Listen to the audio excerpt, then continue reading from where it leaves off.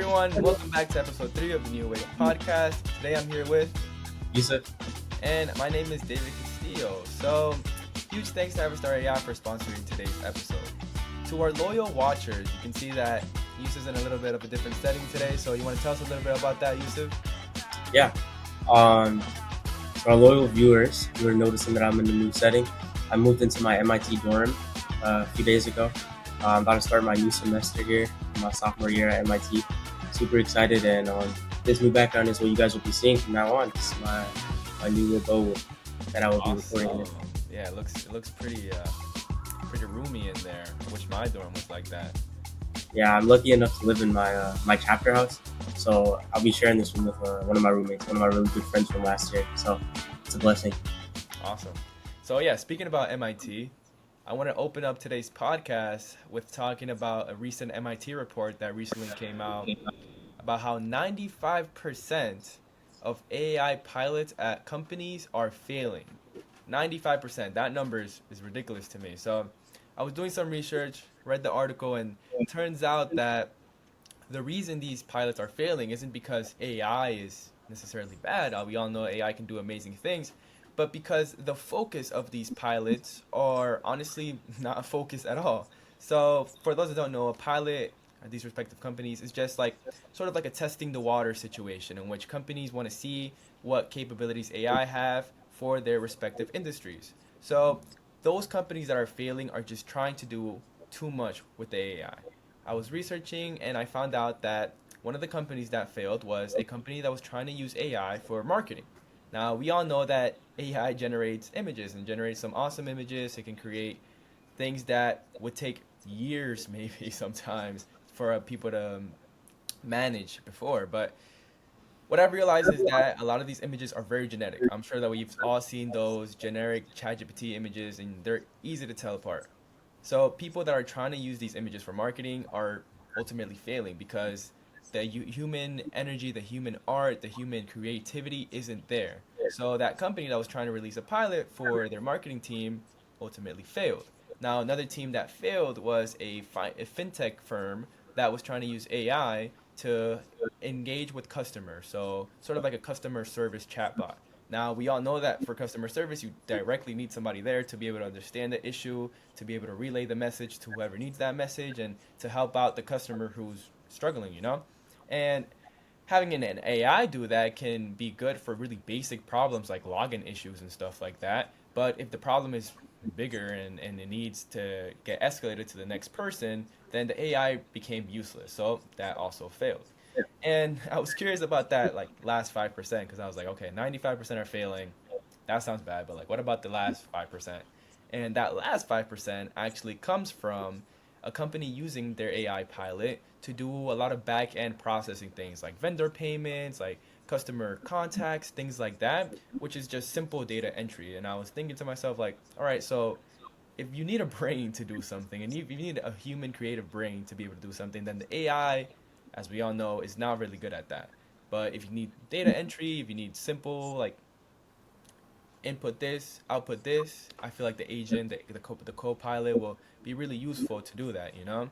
And it just goes to show that I feel like as people, especially companies who are trying to just have so much growth so quickly, just trying to jump on that hype train of AI. We want the AI to do things that honestly isn't capable right now. We want the AI to be able to run these massive marketing campaigns, to have millions of customer contacts and solve all these problems for your company.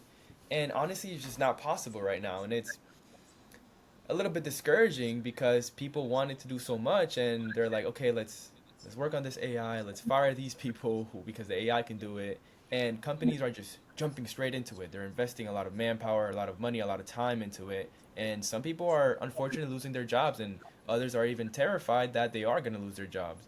And it seems to me that those who are losing their jobs, those who are scared of losing their jobs, are scared for no reason because ultimately AI isn't at a stage in which companies can just jump right into firing half of their workforce for AI adoption. Yeah, definitely. Um, it's funny that you bring up this study because I'm actually familiar with it, the MIT study. Um, And I know like it draws from something like what, like 300 AI enterprise deployments. It's like 350 workers at these companies. Like they surveyed them, and I think it's like over 100 like leadership interviews. So like it's definitely like a broad like source of information where like all this is coming from about like how most of these like AI pilots are like pretty defective at companies. Um, and then like also like something you were talking about is like as a tool for like individual use, like AI is actually like really helpful. Like for students, for educators, for just people working, like AI is pretty intelligent, pretty smart. Like you type to ChatGPT like any problem you have, and it'll be able to like walk you through it, help you solve it. You type to ChatGPT, oh, like I need help with this, or I need recommendations for like I don't know a dinner restaurant or like somewhere to go, and it'll find it for you. It's like really good at doing things like that, like individual purposes. Um, the big thing with like implementing it into like technology is like what firms like to call a learning gap. So we know that AI is intelligent for individual use, but when you try to like put it into a work environment, it struggles because like that's not really what it was made for, like Hmm. by the devs. Um, like you throw like a bunch of these like large data sets at it and tell it to do like this exactly repeated times, and it'll get some stuff wrong because like of maybe like hallucinations or it's accessing like data from a wrong place or it's just maybe just insecure.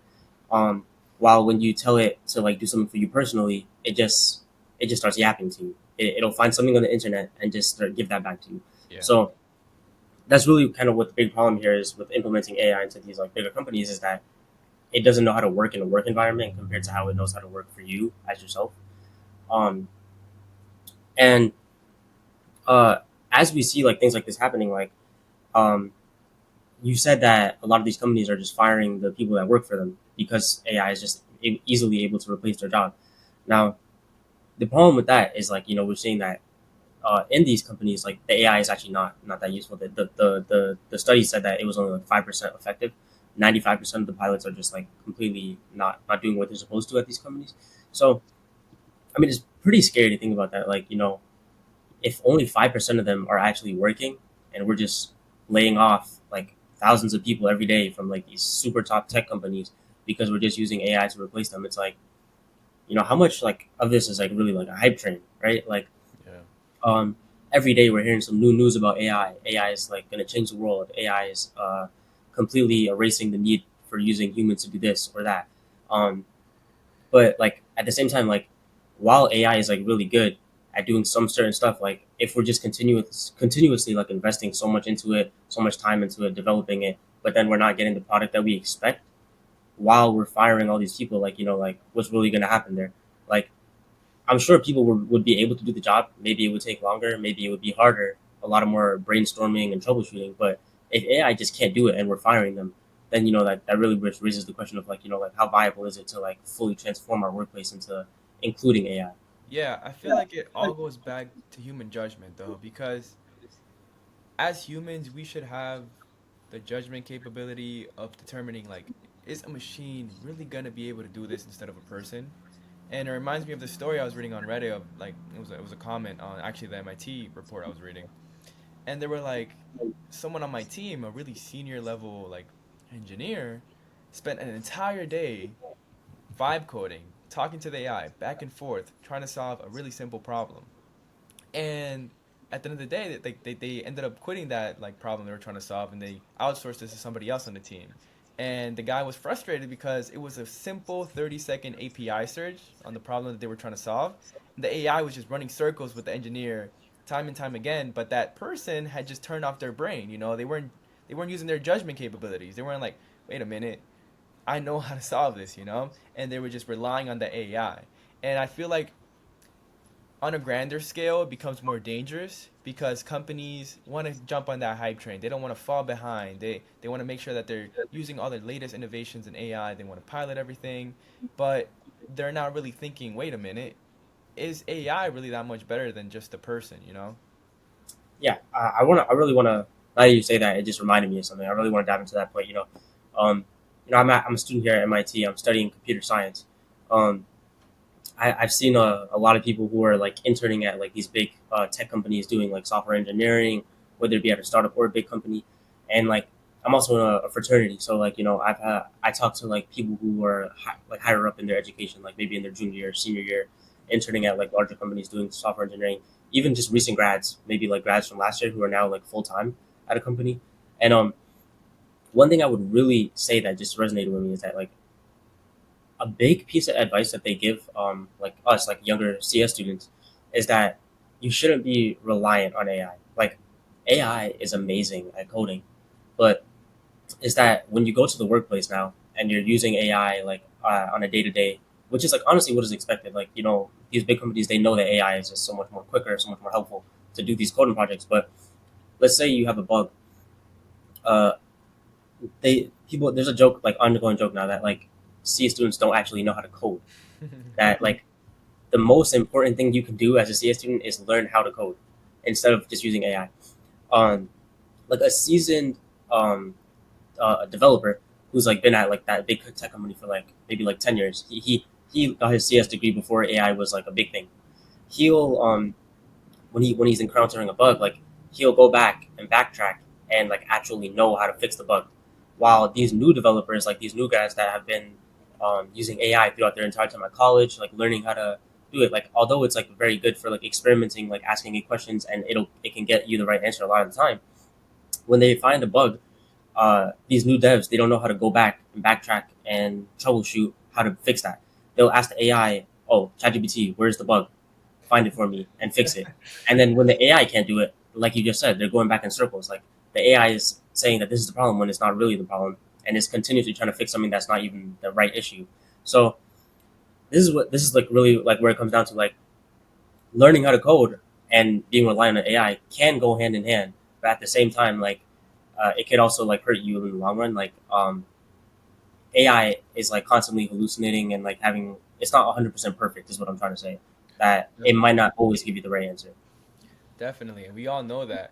But I feel like a lot of the culprits who are trying to paint AI as the honestly, well, it is the next big thing, but they're trying to paint it as the messiah almost, like the messiah to all these industries, you know? And it's just really disillusioning to see these kinds of things happening. And even with ChatGPT 5 coming out, people were really upset, you know? It took 2 years between GPT 4 and GPT 5, and they're like, this sucks. It's terrible. It wasn't that big of an upgrade. It was a diminishing thing. Like it wasn't really that good, you know. And for it to take 2 years to develop, people were expecting a lot. And to be fair, Sam Altman and the OpenAI team were presenting it as the next huge thing with OpenAI and ChatGPT, you know. And Yeah, today I read that Sam Altman is already saying, "Don't worry, guys. GPT 6 is already coming out. Don't worry."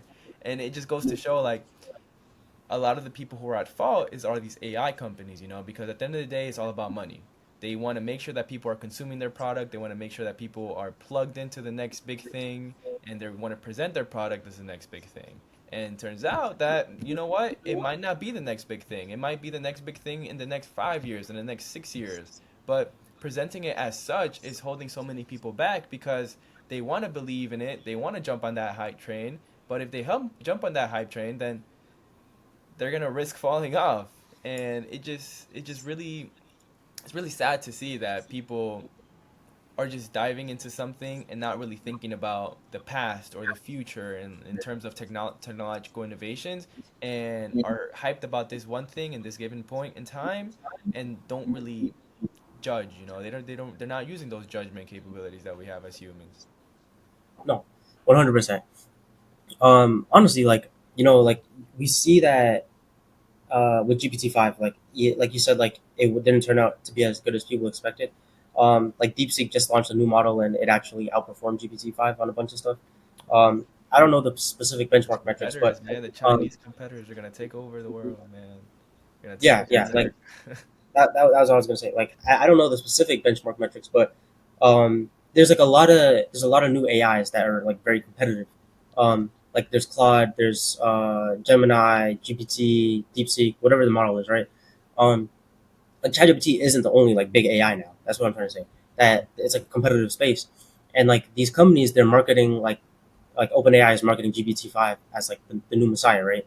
It came out, people are trying it, and it's like not as good as what they expected. Not to say that it isn't good, it just isn't what people expected or as good as it was advertised to be. Yeah. Um, which kind of brings me to this point that I wanted to like really cover in this episode of like uh, how AI is the future. I agree with that. But the question really is just like, to what extent are we gonna see that future that we're all imagining come true in a timely aspect? Um, like this entire thing that when planning out this episode, it just made me think back to, like, let's say like 2020 COVID time. Me and you were both freshmen in high school, and we were home, Yeah. and like around this time, like there was like the like people were investing in stocks, the market, like people weren't working, so they were just They're trying just anything bored to at make money, home, trying to see how you can make some extra money. make some money, right? Yeah. So like there was the AMC and GameStop pump and dumps. Um, I know my dad made some money on that, and he was telling me to invest in it. But at this time, I was more interested in like what was like really hype, or like what was like really like viral. And I remember looking at NFTs. Like I seen all these celebrity buy these little NFTs with like little monkeys on it, and they're claiming like, oh, I own this. And like all the comments are like, ha ha ha, like they have a little screenshot, and they're like, oh no, you don't own it, I do, right? Because they Yeah. owned it like virtually or whatever. And then there's like there was like cryptocurrencies, like Bitcoin was like really big at that time. I remember like I was messing around, investing in Dogecoin and things like that. And like I pulled up some metrics here, like for example, like NFTs, right? In 2021, um, they were about $2.9 billion worth of volume of investments in NFTs. By 2024, just shy of 200 million, and then by 2025 quarter one, less than 25 million. So that is over a 90% decrease in the amount of volume shares owned of NFTs. Like, that's what I'm trying to say. Back in 2020, 2021, they were the biggest thing ever. All your favorite influencers, all your favorite YouTubers, singers, everybody, all the famous people, they're buying NFTs, they're posting on their Twitter, oh, look at this, I have this. By 2025, nobody owns an NFT.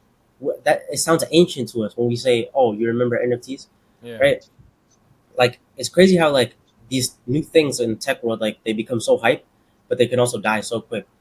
Um, like another example is like the metaverse.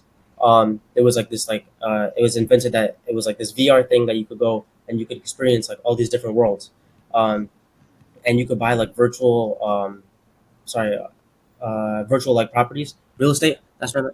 You can buy like virtual real estate and go explore all these different places with the VR headset, and it was expected to like blow up. Like people were gonna like Meta thought people were gonna love this, and That's when it ended. It Meta changed their name from Facebook to Meta. didn't, That was their whole exactly, thing, Metaverse. exactly. Um, like for example, like they bet on the fact that like as tech is advancing, like people are gonna want to be more interested in like this virtual escapade, this virtual world, want this virtual real estate, and it didn't actually like appeal that much as they thought it would. People didn't go for it as much, and what ended up happening is that like now like you don't really hear much about the metaverse, right? Like Yeah. it's no longer as popular as it once was because people were expecting something way better than the product that it actually ended up being. The same thing with NFTs, the same thing with cryptocurrency. People are seeing that, oh, there's like this cheap crypto, and all I know is that, oh, crypto's blowing up, crypto's the future. We Yeah. see Bitcoin blow up, and you think that all these little cryptos like are going to be the next big thing. You invest your money and then you lose it. You know, like there's a lot of people following these hype trains when it comes to tech.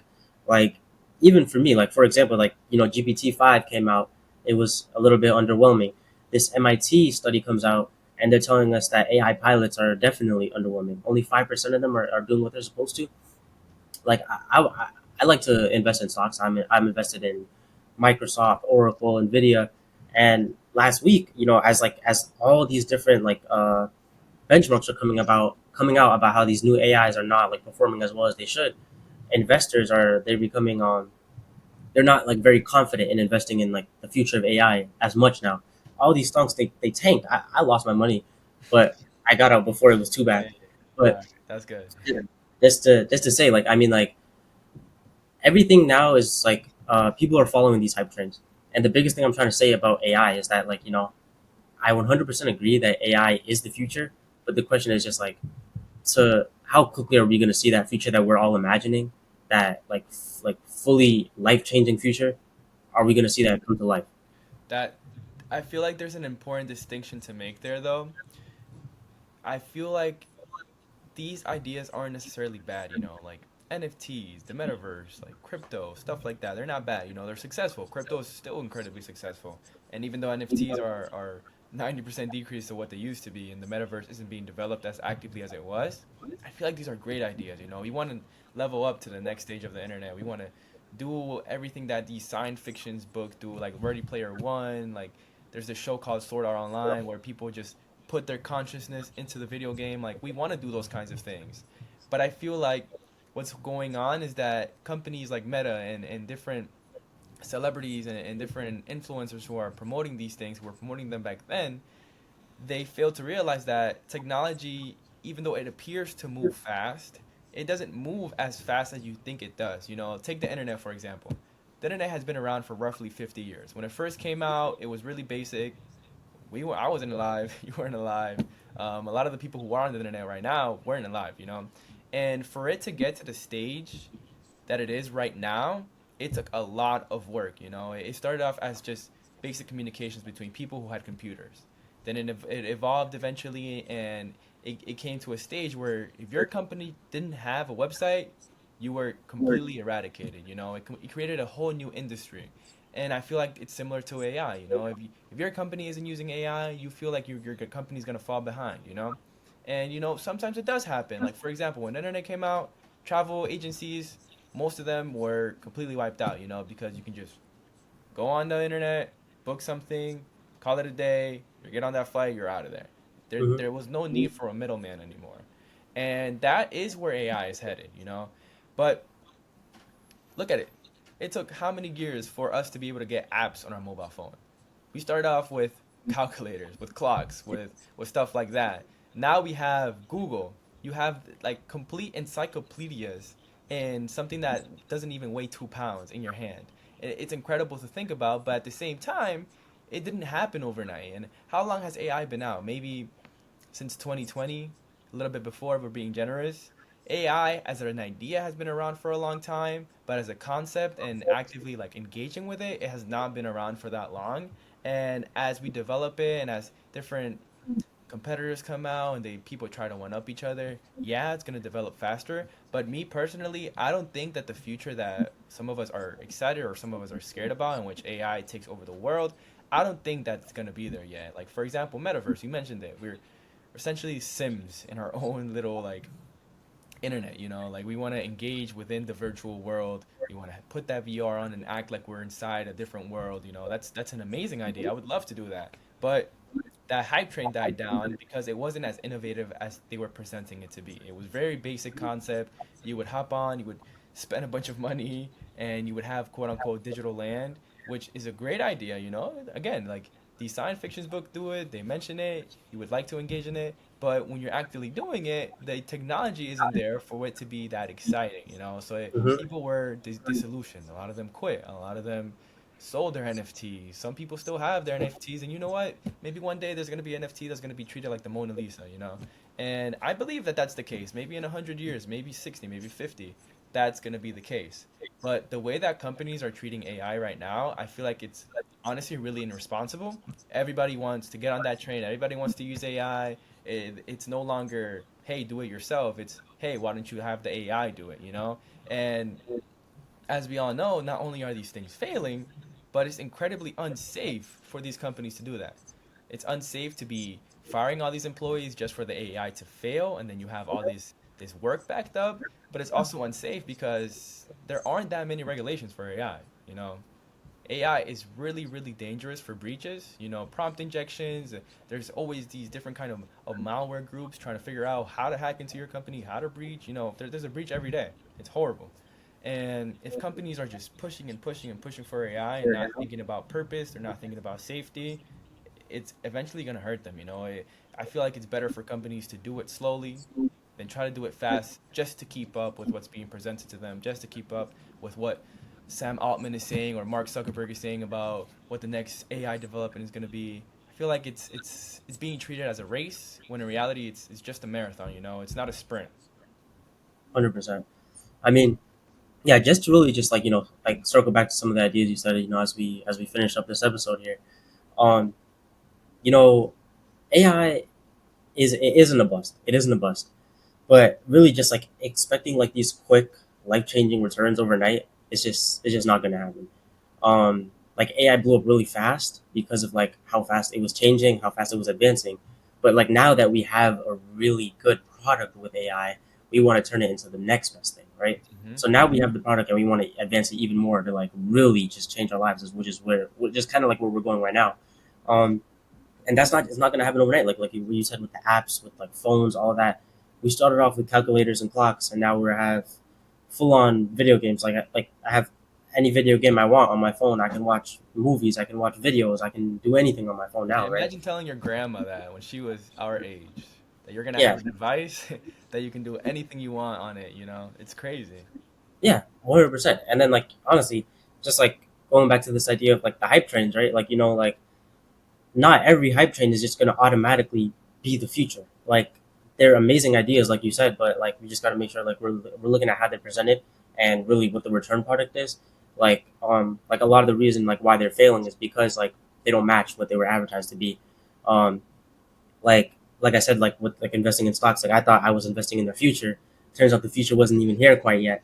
Um, you know, and then honestly, like just like for like some little for the viewers, like as we look at all these different hype trains that are coming and going, like not even just your money, like your ideas, your time, like whatever you're investing into these ideas, like you want to make sure that it's something that is real, is deployable, not just something that like you're seeing that could be a potential dream or potential future, something that you could really see being real and like really changing the world in the future.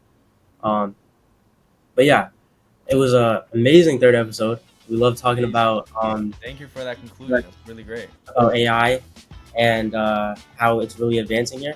Honestly, just like what it really means to for these hype trains to come and go. What's the new big thing, and whether it's going to be a success or a failure. What's the new wave, if you must? What's the new wave? Anything to add, David? Yeah, just a huge thanks to Avistar for sponsoring this episode, and thanks to you, our viewers and listeners. Make sure to comment, make sure to share, tune into our next episode. Really grateful to have you guys. Really grateful to be building this podcast and just to have a platform where we're talking about the new wave, the next big thing, reflecting and thinking about it critically with our judgmental minds, with our human minds, not AI minds. So thanks a lot for tuning in. Alrighty. One more thanks to Avistar A. Thank you for sponsoring this episode, and we'll catch you next time. Bye bye. Bye bye.